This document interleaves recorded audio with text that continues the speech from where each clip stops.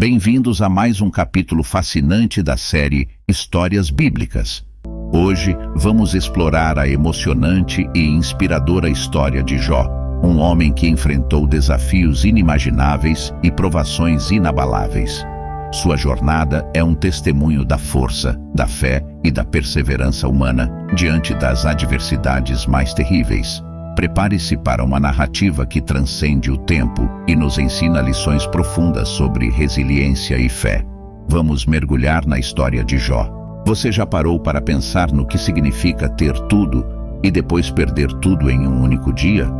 Eu entendo essa experiência muito bem, pois sou Jó, e esta é a minha história.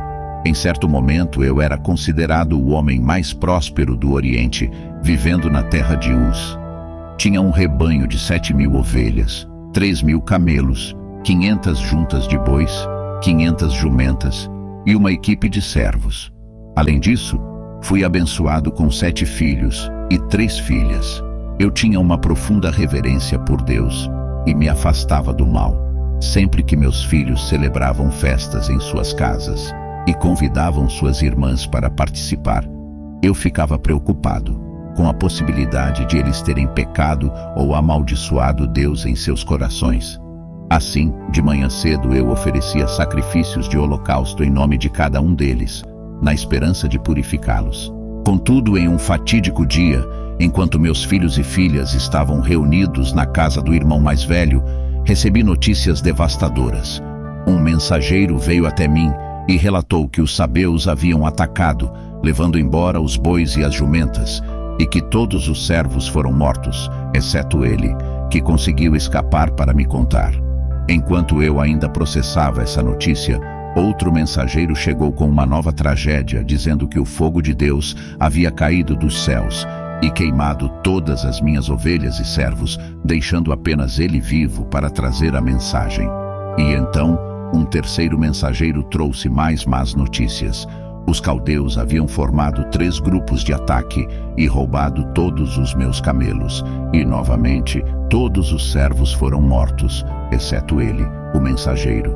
Para piorar, um vento forte soprou do deserto enquanto meus filhos e filhas estavam na casa do irmão mais velho, derrubando a casa sobre eles e causando a morte de todos, exceto o mensageiro que veio me contar. Meu mundo desmoronou. Caí no chão, rasguei meu manto e raspei minha cabeça em agonia. Minha maior apreensão tornou-se realidade. Além disto, fui ferido com uma chaga maligna desde a planta do pé ao alto da cabeça. Então eu peguei um pedaço de cerâmica quebrada e a usei para raspar as feridas enquanto estava sentado entre as cinzas. Até minha própria esposa sugeriu que eu amaldiçoasse a Deus e morresse. No entanto, eu lhe respondi que ela estava falando como uma pessoa tola. Argumentei que deveríamos aceitar tanto o bem quanto o mal de Deus, pois em tudo isso eu não culpava Deus por minhas tribulações. Minhas palavras foram sinceras. Quando meus amigos Elifaz, Bildade e Zofar souberam de todos os meus sofrimentos, eles vieram até mim para expressar solidariedade e me consolar. Quando me avistaram à distância, mal puderam me reconhecer, devido ao estado em que me encontrava. Eles começaram a chorar em voz alta, rasgaram suas vestes e jogaram poeira sobre suas cabeças. Então sentaram-se ao meu lado no chão e permaneceram comigo por 7 dias e 7 noites. E não disseram palavra alguma comigo neste período, pois todos puderam ver o tamanho do meu sofrimento. Em minha aflição, rompi o silêncio e amaldiçoei o dia em que nasci. Clamei que aquele dia desaparecesse, que se transformasse em escuridão, sem a luz de Deus sobre ele. Então comecei a questionar profundamente a vida. Por que a vida é concedida aos aflitos e aos amargurados de coração, que se alegram quando finalmente chega a hora de descansar na sepultura? Por que a vida é dada a alguém cujo caminho está oculto, a alguém que Deus parece proteger? Meu alimento diário consiste em suspiros e gemidos, como água derramada. O que eu temia tornou-se realidade. O que eu receava aconteceu comigo. Eu estava sem paz, sem tranquilidade, apenas agitação. Meu espírito estava quebrado, meus dias encurtados, a morte se aproximava. Escarnecedores me cercavam. e seus olhos eram cheios de hostilidade. Eu orei, suplicando a Deus por respostas, buscando uma promessa que pudesse me dar esperança. Perguntei a quem mais poderia recorrer por ajuda. Meus olhos estavam embaçados devido à tristeza, e meu corpo era apenas uma sombra. Meus dias se esvaíram, meus planos foram frustrados. Então, meus amigos Elifaz, Bildade e Zofar vieram me consolar em meu sofrimento, como amigos costumam fazer. Eles compartilharam suas perspectivas sobre o motivo do meu sofrimento. Acreditavam que eu estava passando por isso devido a algum erro que cometi. Insistiam para que eu admitisse meu erro e me arrependesse, a fim de que Deus me abençoasse novamente. Elifaz concluiu que meu sofrimento era resultado de um pecado que eu havia cometido e me encorajou a buscar o favor de Deus. Bildade e Zofar concordaram que eu devia ter praticado o mal para provocar a ira de Deus e argumentaram que eu deveria adotar um comportamento mais íntegro. Bildade até sugeriu que meus próprios filhos poderiam ter trazido a tragédia sobre si mesmos. Zofar expressou sua frustração, questionando se minhas palavras de desabafo ficariam sem resposta e se eu deveria permanecer sem repreensão enquanto falava. Ele desejava que Deus falasse e revelasse teus segredos de sabedoria e que abrisse os seus lábios contra mim. Zofar ainda diz: saiba disso. Deus pode até esquecer alguns de seus pecados. Certamente, ele identifica os enganadores, e quando o mal está diante dele, ele não fica alheio. No entanto, se você voltar seu coração para ele e estender as mãos em sua direção, se você abandonar o pecado que está em suas mãos e não permitir que o mal encontre morada em seu lar, então, livre de culpa, você erguerá a cabeça. Você permanecerá firme e sem temor. Certamente você esquecerá seus problemas, lembrando-os apenas como águas passadas. Muitos presumiam que meus problemas eram um sinal do julgamento de Deus, mas eu temia a Deus e evitava o mal. Em um certo ponto eu já não aguentava mais os discursos de meus amigos. Eu lhes disse: vocês são os únicos que sabem de tudo, e a sabedoria morrerá com vocês. No entanto, minha mente é tão capaz quanto a de vocês, e não sou inferior. Quem não sabe essas coisas? Tornei-me o objeto de zombaria dos meus amigos.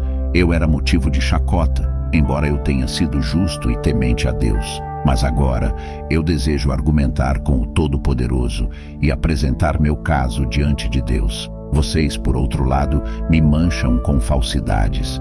Seria melhor se permanecessem em completo silêncio, porque isso seria sabedoria. Ouçam agora meu argumento. Atentem para os apelos dos meus lábios. Vocês ousariam falar em nome de Deus de maneira distorcida?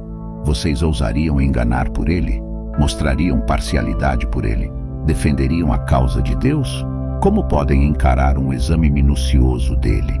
Vocês conseguiriam enganá-lo como enganam um ser humano? Certamente ele os convocaria a prestar contas, se visse que vocês demonstraram parcialidade secretamente. Seu esplendor não os aterrorizaria? O pavor dele não cairia sobre vocês? Embora ele me mate, ainda assim esperarei nele. Defenderei meus caminhos diante dele. Na verdade, isso resultará em minha libertação, pois nenhum ímpio ousaria comparecer diante dele. Agora que preparei meu caso, sei que serei justificado. Alguém poderia apresentar acusações contra mim? Se o fizerem, ficarei em silêncio e morrerei. Então orei: Deus, eu não vou me esconder de ti. Retire sua mão de mim e pare de me aterrorizar com seus terrores. Então me chame, e eu responderei, ou deixe-me falar, e o Senhor me responderá. Quantos erros e pecados cometi? Me mostra a minha ofensa e meu pecado. Deus, por que esconde seu rosto e me considera como seu inimigo? Prendes meus pés em grilhões e observa de perto todos os meus caminhos, até mesmo deixando marcas nas solas dos meus pés. O sofrimento pesa muito sobre mim, e agora estou amargurado, ansioso e assustado. Não entendo por que os ímpios prosperam, enquanto muitas outras pessoas justas sofrem, mas mesmo assim não deixava de temer a Deus. E disse a meus amigos: tão certo como Deus vive, enquanto houver vida em mim, o fôlego de Deus em minhas narinas, meus lábios não proferirão palavras malignas, e minha língua não dirá mentiras. Eu nunca confessarei que vocês estão certos. Manterei minha integridade e serei fiel a Deus até a morte. Minha própria consciência não me acusará enquanto eu viver. Eventualmente, o Senhor interveio em minha vida. Foi uma época extremamente difícil, quase impossível de suportar, considerando a grande miséria que me cercava.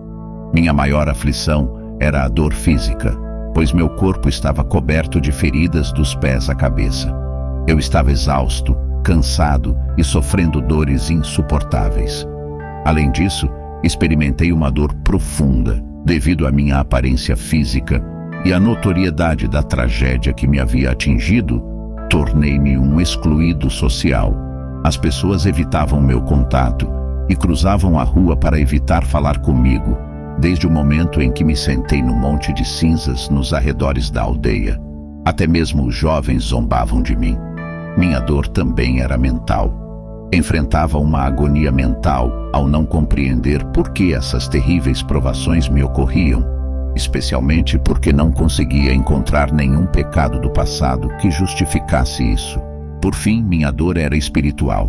A angústia espiritual era a mais profunda e insuportável de todas, pois sentia que estava distante de Deus. Nada é mais doloroso do que sofrer quando se acredita que Deus está longe e indiferente. Apesar de meus repetidos apelos a Deus durante 36 vezes, buscando um encontro com Ele, somente após muito tempo Ele respondeu. E então o Senhor se dirigiu a mim e questionou: quem é este que tenta obscurecer meus planos com palavras carentes de sabedoria? Prepare-se como um homem, pois farei perguntas, e você deve responder. Onde você estava quando eu lançava os fundamentos da terra? Você compreende isso? Quem determinou as dimensões da terra? Certamente você sabe. Quem estendeu uma linha de medição sobre ela? Sobre o que suas bases foram apoiadas? E quem colocou a pedra angular, enquanto as estrelas da manhã cantavam juntas e os anjos exultavam? Quem restringiu o mar atrás de portas, quando ele irrompeu do ventre da terra? Quando eu o envolvi com densas trevas e o vesti com nuvens? Quando estabeleci limites para ele e coloquei suas portas e trancas?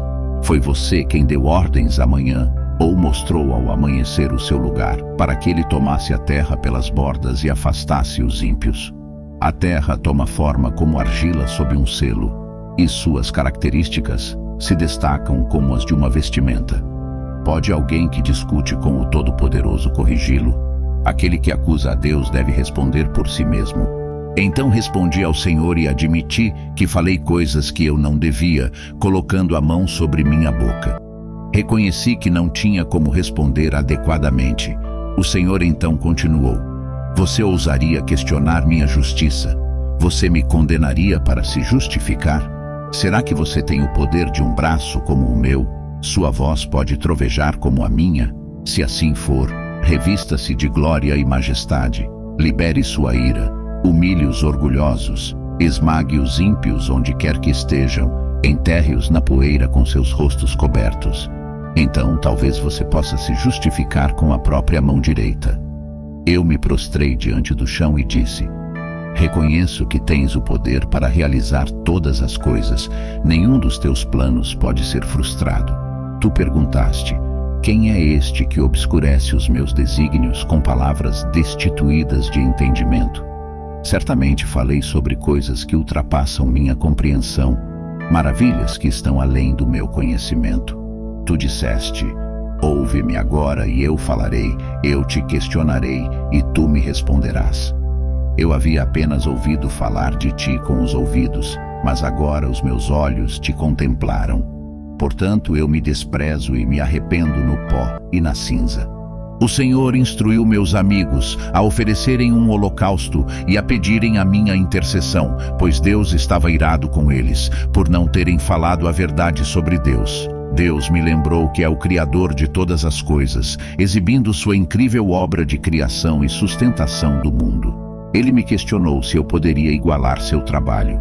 O Senhor concluiu perguntando se eu estava apto para julgar, enfatizando que é presunçoso pensar que ele deve se explicar a mim. Senti-me extremamente humilde e pequeno diante dele. Como servo de Deus, fui justificado em suas palavras. Por outro lado, a meus 3 amigos Deus mandou que oferecessem holocausto por eles, e para que Deus não tratasse eles conforme mereciam, eles precisariam da intercessão de Jó diante de Deus, pois a oração de Jó Deus aceitaria. Orei pelos meus amigos, e o Senhor restaurou minha prosperidade, dando-me o dobro do que eu tinha antes. Todos os meus parentes e amigos que me conheciam anteriormente vieram à minha casa para se reunir comigo. Eles me confortaram e consolaram, cada um presenteando-me com uma moeda de prata e um anel de ouro. O Senhor abençoou a minha vida mais do que antes, e tudo o que eu tinha, Deus acrescentou em dobro.